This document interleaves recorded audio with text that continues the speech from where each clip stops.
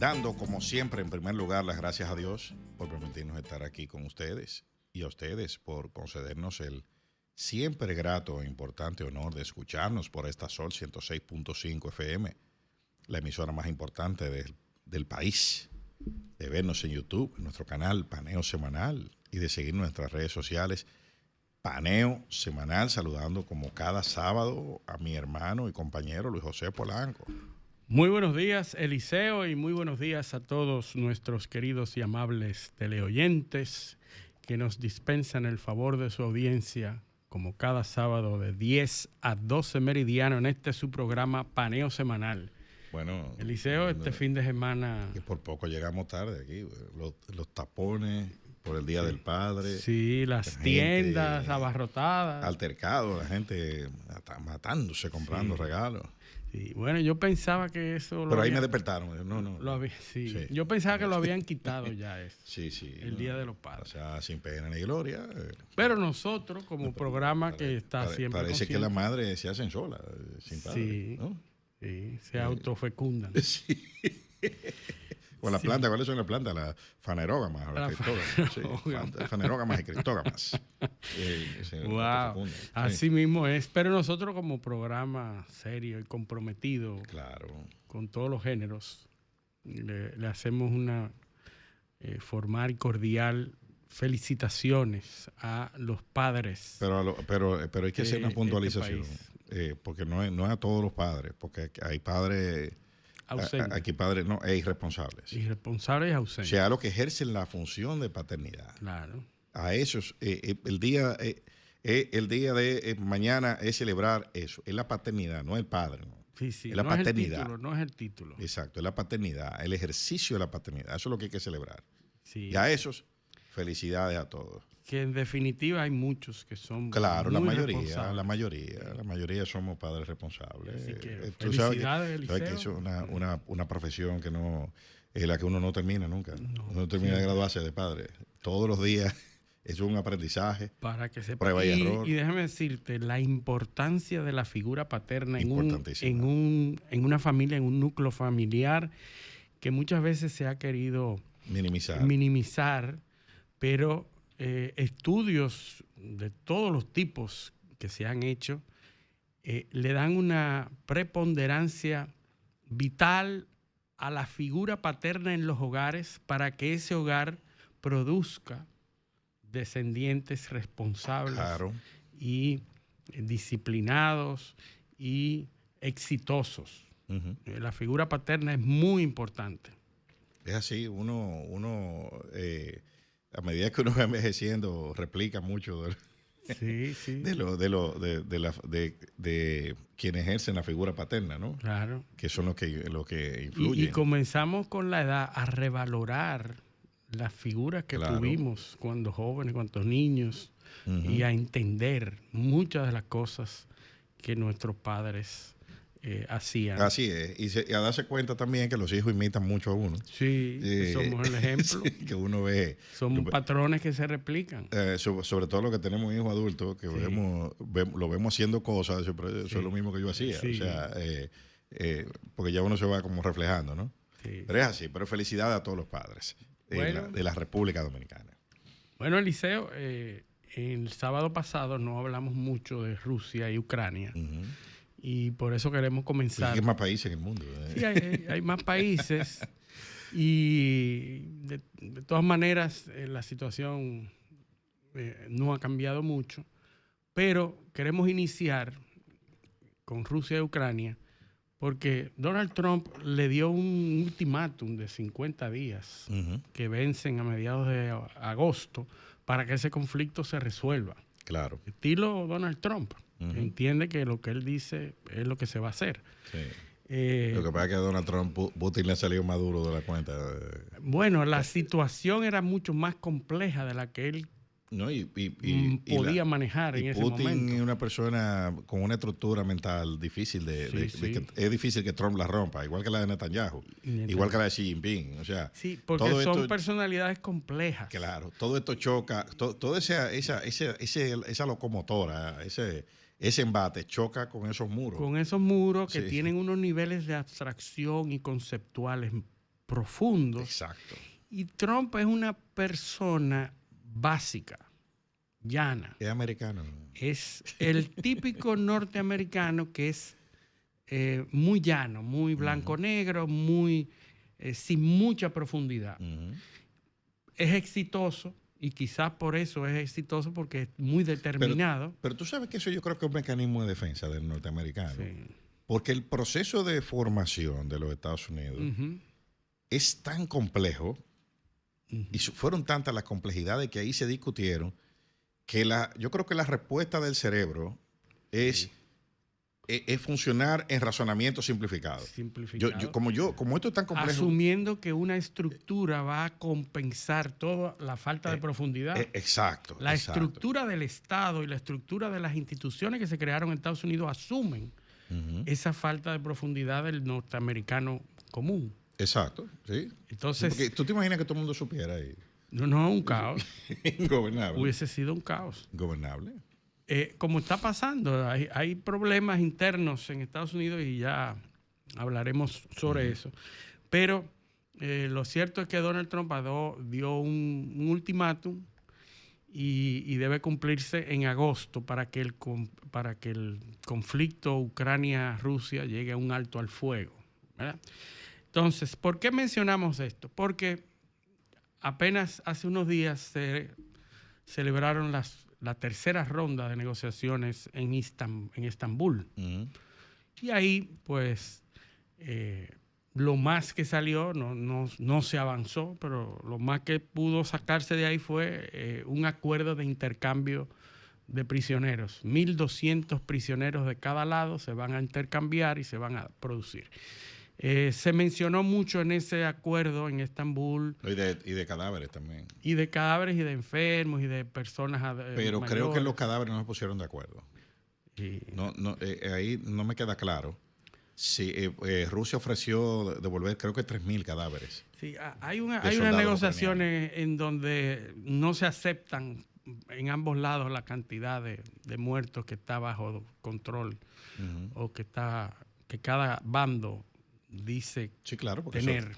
Eso tumba la narrativa. Eso tumba la narrativa. Entonces, se mencionó mucho en esa ronda de negociaciones la posibilidad de que se pudieran reunir Zelensky y Putin, lo cual la última palabra que se habló en eso fue de que era muy difícil de que eso se diera. Pero después hubo una a 4 partes, era la reunión, ¿no? A 4 partes. Europa, Estados Unidos, Erdogan como presidente, que ambos reconocen como intermediario, por eso la cumbre de paz se está celebrando en Estambul, en Turquía. Y ahí se están coqueteando con la posibilidad de eso. Lo cierto es que lo vemos bastante lejos eso. Si bien es cierto que Rusia está teniendo dificultades internas, no son las dificultades que se pudieran esperar por concepto de la guerra. Es decir, tiene dificultades como cualquier otro país que tenga un gasto tan importante en la guerra, pero no lo suficiente como para que negocie un alto al fuego. No lo suficiente como para hacer que Rusia determine o persiga un alto al fuego. Ya Putin ha anunciado... Al menos no negociado. No negociado. Porque correcto. Lo otro es una capitulación. Las capitulaciones que siempre ha pedido Rusia, ha pedido lo mismo. Claro. Rusia ha anunciado, Putin ha anunciado a sanciones a empresas que exporten gasolina, por ejemplo. Una de las medidas internas que está tomando como respuesta a esos percances económicos que tiene Putin. Está tomando medidas, la inflación se ha disparado, una serie de medidas internas que ya se ven, están a la vista. Trump ha anunciado también un paquete de sanciones para países que compren gas a Rusia. Y la amenaza es ponerle un 100% de los aranceles a esos países que compran. A China. Sí, exacto, a China, a India, Irán. Sí, que olvídense de eso. Eso son medidas. Eso no es fíjate bla, bla, bla. Cómo siempre Trump acude al tema de los aranceles, que es el arma. Que además es un pensamiento básico. Ahí no hay mucha profundidad. Y lo cierto es que... No, porque es a punta de decreto. Es a punta de decreto y es una cosa que él puede manejar, que no son los técnicos. Todo y hasta la retórica. En la retórica, así es. No le pregunta a nadie para decir eso, él lo suelta. Él lo suelta y lo dice y amenaza. Ajá. La realidad es, Eliseo, es que le está dando resultados en alguna medida porque la economía norteamericana ha reportado ingresos por encima de lo previsto. Claro, porque pero eso es muy sencillo. Se lo endilgan a las tarifas. Es que es un juego de retórica, como hemos hablado. Claro que tiene que reportar ingresos por encima de lo previsto, pero cuando se hizo el presupuesto esos aranceles no estaban ahí. Entonces, y están dando resultados ahora, desde el punto de vista de la narrativa favorable. Es claro, porque depende de lo que tú quieras lograr con eso. Pero la realidad es que la economía norteamericana es una economía interdependiente, o sea, con otras economías. Estados Unidos depende de los bienes que se producen en esas economías y también de poder exportar a esos países. Entonces, es un juego de retórica, más bien. Así es. Lo cierto es que el otro elemento, esto ya es con respecto a Rusia, con respecto a Ucrania, en esta semana hay problemas en Ucrania. Hay problemas internos en Ucrania. Muchos dicen que se le está preparando un Maidán a Zelensky. Se le está preparando con todas las recetas de Maidán, de todas las recetas para provocar inestabilidad en un país. Es que los 50 días era para los dos. Exactamente. Por eso comencé por ahí. Comencé por ahí porque por algún lado tiene que ceder y lo van a pellizcar de ambos lados. Sí. Entonces, a los dos lo van a pellizcar para que se sienten a hablar. Zelensky acaba de tomar una medida muy controversial que le está trayendo muchos problemas. Claro, pues ¿Cuál es esa medida? Arremetió con las dos instituciones más importantes en la lucha contra la corrupción. Nosotros habíamos dicho aquí que Ucrania era uno de los países, es uno de los países más corruptos del mundo. Ucrania estaba 4 o 5 posiciones encima de nosotros, antes del 2022. Correcto. O sea, es que se reconoce mundialmente la corrupción. 100 y pico en corrupción. Así es. En el mundo. En la posición 120, entonces, una cosa así. Estas instituciones tienen un prestigio muy importante dentro de Ucrania porque son las instituciones que hacen el balance, el contrapeso interno. Y Zelensky acaba de votar una ley para cambiar la estructura de control de esas dos instituciones, haciendo que esas dos instituciones se reporten a una persona del Ejecutivo. Con lo cual tiene la potestad o tendría la potestad de eliminar las investigaciones que esas instituciones persiguen. ¿A quién se te parece? Sí, es a Netanyahu. Laissez-faire. Un lawfare. Es un lawfare, evitando el lawfare. Exacto. Evitando que se lo apliquen a él. Correcto. Es lo mismo. Él se está defendiendo de un posible uso de esas instituciones para perseguirlo a él. Yo la quiero para usarla contra mis adversarios. También, porque los adversarios están tomando fuerza. Sí. ¿Por qué? Porque ya Occidente está pensando en que Zelensky ya se expiró su utilidad. Pero que la utilidad de Zelensky expiró. Tú sabes, fíjate que estas conversaciones de Estambul se están dando al margen de la ley ucraniana. Claro, porque hay una ley que prohíbe eso. Que prohíbe la negociación de cesión de cualquier tipo de territorio. Entonces, ¿qué quiere decir eso? Que probablemente la presión para negociar es a Ucrania. Estados Unidos ha sido frontal contra Zelensky. Sí. Y todos recordamos el episodio aquel de la Casa Blanca. Sí. Entonces, yo ataco un poco a Rusia verbalmente, amenazo con una cuestión que los mismos... Lo primero que saben que eso no se va a cumplir son los rusos. Sí, claro. Yo creo que Putin leyó eso y se rió. Sí, sí. Ahora, lo que está enfrentando Zelensky dentro de Ucrania es una situación más difícil, porque es un tema de gobernabilidad. Él está gobernando de forma precaria, no precaria, pero con una institucionalidad precaria, porque ya expiró el mandato. Sí, como lo hemos dicho. Sí, es ilegítimo, como dice Rusia hace mucho tiempo.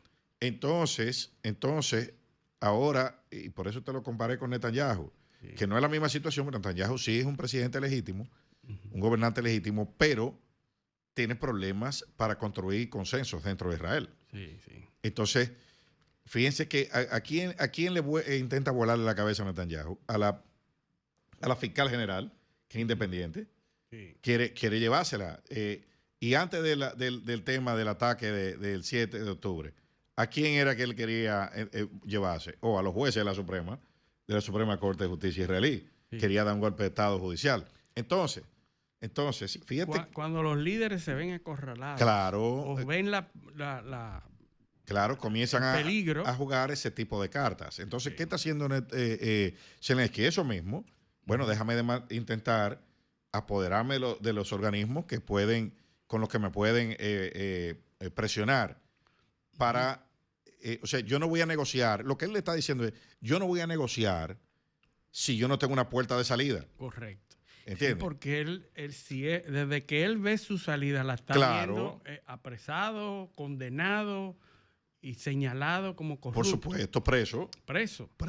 Porque mire, lo hemos dicho, no son uno ni dos los eventos que se han sucedido internamente. Porque cuando hablamos del artículo de Seymour Hersh, ¿te acuerdas de eso? Sí. De cuánto cuesta un galón de diésel puesto en el frente. Y de todo lo que están haciendo. ¿Cómo se vendía fuera, en el exterior? Que se lo compraban a Rusia. Sí. El combustible que usaban los tanques ucranianos lo compraban en Rusia. Y lo contrabandeaban y lo ponían. Y lo vendían en el frente. Además de que todos los comandantes ucranianos tenían compañías suplidoras, o muchos comandantes ucranianos tenían compañías que eran suplidoras de la Fuerza Armada. Y eran intermediarias. Se enriquecen con eso. Claro, y dijimos aquí también que cuando sacaron a Valery Zaluzhny, que fue negociado eso, Sí, que está sonando otra vez. Claro. Internamente. Claro, porque ¿para dónde se lo llevan a Zaluzhny? Zaluzhny, el jefe de las Fuerzas Armadas de Ucrania, que se lo llevan a Reino Unido, a Londres. Sí. Zaluzhny era el jefe de las Fuerzas Armadas ucranianas. Y con un peso increíble. No, que dio una entrevista a la BBC antes de irse, donde él dijo, esta guerra con armas ajenas no se gana una guerra. Donde dijo muchísimas cosas yo creo que esa, bueno, fue su puerta de salida, obviamente, porque él dijo eso y ya la había negociado, irse a Londres, lo protegieron. Como embajador, ¿no? Y delegado diplomático. Se dice que hubo una compensación económica también de entre 20 y 30 millones de dólares. Se dice que le dieron para él. Tuvo que ser así porque era el principal opositor o disidente de la política de Zelensky. Así es. Pero con tal fuerza en las Fuerzas Armadas, era el líder de las Fuerzas Armadas. No pudieron derrocarlo simple y sencillamente. Tuvieron que buscarle una salida. Mira, a Zelensky no le dieron un golpe de Estado en ese momento porque la comunidad internacional negoció con Zaluzhny. Necesitaba también a Zelensky. No, y negoció con Zaluzhny. Le dijeron, mire, venga, usted es el que va después, pero venga para acá, para Londres, tenga 30 millones de dólares y después, cuando las circunstancias se den, lo vamos a poner a usted. Zelensky vota esa ley que altera la estructura y el funcionamiento de esas dos instituciones, la NABU y la SAPO, ¿verdad? Dos instituciones, una fiscalía y una estructura gubernamental de persecución contra la corrupción. E inmediatamente en ciudades claves se producen protestas, ¿verdad? Protestas importantes. Las primeras protestas desde que Rusia intervino en territorio ucraniano, la primera, antes de o después de la intervención rusa en Ucrania, no se habían producido ninguna protesta. Estas fueron las primeras que se dieron. Y se están dando por la defensa de esas dos instituciones. Y con cobertura internacional de prensa. Cobertura internacional y personal diplomático apoyando la estructura de esas, o la no intervención en esas dos instituciones. Y personal, gracias. ¿Qué es lo que dice Zelensky? Que esas instituciones están permeadas de rusos y de influencia rusa. Claro, buscando y él lo que está tratando es de eliminar esa influencia rusa. Claro. Buscando el enemigo común. Sí. Para asustar a la gente. Si hay un expediente de corrupción es porque los rusos lo hicieron. Los rusos. Sí. Y están influenciados los rusos. Sí. Pero aquí salen como figuras importantes Zaluzny, que ya lo comentaste, y Vitaly Klitschko. Vitaly Klitschko, el boxeador, exboxeador, que tiene una presencia y un arraigo. ¿Alcalde de Kiev? Alcalde de Kiev. Es el actual alcalde de Kiev, que es de la oposición. Y entonces se visualizan esas dos figuras que yo quiero que los oyentes la apunten por ahí. Porque uno de esos dos probablemente sea el próximo gobernante en Ucrania. Así es. Y esa es la situación. Vamos a ver, muchos hablan de eso, de un nuevo Maidán, y no lo dudamos porque ya sabemos, incluso con el Doge, con esta agencia que creó Trump con Elon Musk. Department of Government Efficiency. Exacto. Cómo era que operaban las agencias de ayuda a las instituciones internas de los países. ¿Quién será el Hunter Biden de ahora? Exactamente, hay que buscarlo. Sí, porque recuerden que ahí fue que Hunter Biden consiguió bastante dinero de ahí. Sí, así se pagó el kickback de lo que se logró en Ucrania. Exacto. Ahora hay que ver si lo que se está logrando en Ucrania para preparar ese Maidán se está pagando por otro Exacto. Sitio. ¿Quién está financiando eso? Porque eso no es, se ve, los movimientos en ningún lado son espontáneos, Exacto. Ni gratis. Eso de repente comienza a salir en los noticieros y alguien está permitiendo, porque señores, estamos hablando de países que están en guerra. Sí. Cuando ustedes ven reportajes de Ucrania, son reportajes editados. Sí. No se puede informar todo lo que está sucediendo allí, ni dar muchos detalles sobre bajas, ni nada de eso, ni destrucción. Es más, hasta los videos que salen en los noticieros son controlados. Son controlados por el Estado. Son controlados por el Estado. Dependiendo de quién lo emita, ¿verdad? Son controlados por el Estado. Ahí toda la información que sale pasa por un sedazo de seguridad. Es así. Igual que lo de Israel. Por ejemplo, lo de Israel, los periodistas que informan sobre Gaza no pueden entrar a Gaza. En Gaza no hay prensa. No. Adentro del sitio. No. Hay que ver quién lo emite para saber cómo analizar esa exactamente. El gobierno de Israel no permite. Con los ataques en Irán, por ejemplo, lo que se reportaba, no podían reportar precisamente de los blancos que se golpearon, ni dónde fue, ni cuánta baja hubo, ni el nivel de destrucción. Eran apenas imágenes de